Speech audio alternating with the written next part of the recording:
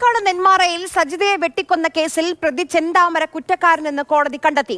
ശിക്ഷാവിധി മറ്റന്നാളാണ്. ആശ്വാസമെന്നായിരുന്നു സജിതയുടെ മക്കളുടെ പ്രതികരണം. 16-ാം തീയതി അറിയുള്ളൂ. കനത്ത ശിക്ഷ കിട്ടട്ടെ. ആശ്വാസം ഉണ്ട്. എന്നാലും നമുക്ക് 16-ാം തീയതിയല്ലേ അറിയുള്ളൂ ശിക്ഷ എന്താ കിട്ടണം. അതായത് കൊലപാതക കുറ്റം, തെളിവ് നശിപ്പിക്കൽ ഉൾപ്പെടെ എല്ലാം ഉണ്ടാവും. കോടതി വലിയ വിശ്വാസം ഉണ്ട്. കോടതി ഇപ്പൊ ആകെ വിശ്വാസം. നോക്കാം. നല്ല ശിക്ഷ കൊടുക്കട്ടെ. കോടതി എന്താ തീരുമാനിക്കണം. സജിത പുറത്തിറങ്ങാൻ വിടില്ല എന്ന് വിചാരിക്കണോ? കോടതി എന്താ തീരുമാനിക്കണം നോക്കാം. കനത്ത ശിക്ഷ തന്നെ കിട്ടട്ടെ എന്നാണ്. 16-ാം തീയതി ബാക്കി സംസാരിക്കാം.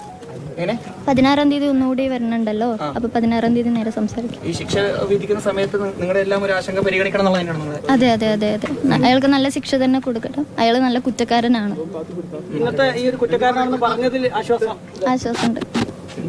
ബാക്കിന് 16-ാം തീയതി സംസാരിക്കാം. VS ഗോകുൽ നമുക്കൊപ്പം വിവരങ്ങളുമായി ചേരുന്നുണ്ട്. ഗോകുൽ, നെന്മാറ എന്ന നാടിനെ നടുക്കിയ കൊലപാതകമായിരുന്നു സജിതയുടേത്. അത് കഴിഞ്ഞ് ജാമ്യത്തിലിറങ്ങി ജാമ്യ വ്യവസ്ഥകളെല്ലാം ലംഘിച്ച ഇരട്ട കൊലപാതകവും. അപ്പോൾ കോടതി ശാസ്ത്രീയമായ തെളിവുകളാണ് കൂടുതലും പരിഗണിച്ചത്. കൃത്യമായ തെളിവുകൾ, പ്രത്യേകിച്ച് പുഷ്പയുടെ മൊഴി, ഇതെല്ലാം നിർണായകമായിട്ടുണ്ട്. കുറ്റക്കാരനാണെന്ന് കോടതി കണ്ടെത്തുകയാണ്. ഇനി 16-ാം തീയതി, അതായത് മറ്റന്നാളാണ് ശിക്ഷാവിധി. ഗോകുൽ,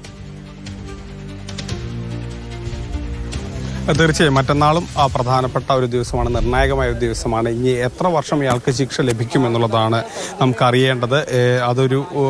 അതിനുശേഷം കൂടുതൽ പ്രതികരിക്കാമെന്നാണ് സജിതയുടെ മക്കൾ പറഞ്ഞത്. അവർക്ക് ഏതായാലും ആശ്വാസം എന്നാണ്. 3 വകുപ്പുകളാണ് പ്രധാനമായും തെളിഞ്ഞിട്ടുള്ളത്. 4 വകുപ്പുകളാണ്. ഒന്ന് 201, 449, 201, 302 അങ്ങനെ 4 വകുപ്പുകൾ പ്രകാരം പ്രതി കുറ്റക്കാരനാണെന്നാണ് കണ്ടെത്തിയത്. കൊലപാതകം അടക്കമുള്ള വകുപ്പുകൾ തെളിഞ്ഞിട്ടുണ്ട്. അതുകൊണ്ട് തന്നെ കടുത്ത ശിക്ഷ തന്നെ പ്രതിക്ക് ലഭിക്കും, അല്ലെങ്കിൽ ചെന്താമരയ്ക്ക് ലഭിക്കും എന്നുള്ളതാണ് മനസ്സിലാക്കാൻ കഴിയുന്നത്. അത് എന്തായിരിക്കും എന്നുള്ളത് 16-ാം തീയതി അറിയാം.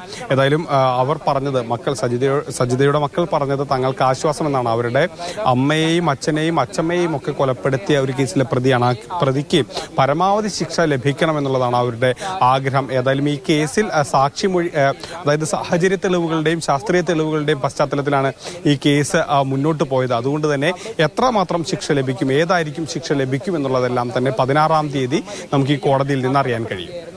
ശരി.